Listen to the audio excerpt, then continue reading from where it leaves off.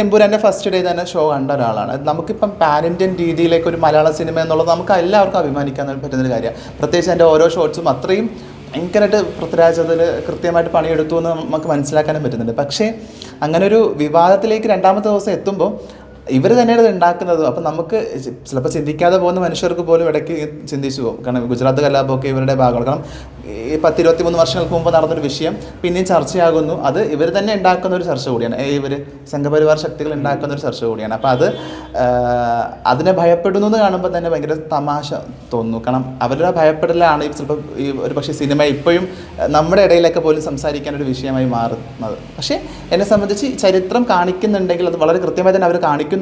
അതൊന്നും തന്നെ പുറമെ ഉള്ളൊരു ഷോർട്സ് ഒന്നും പുറത്ത് പറയാത്ത കാര്യങ്ങളൊന്നുമല്ല, എല്ലാം സംഭവിച്ച കാര്യങ്ങൾ മാത്രമാണ് കാണിക്കുന്നത്.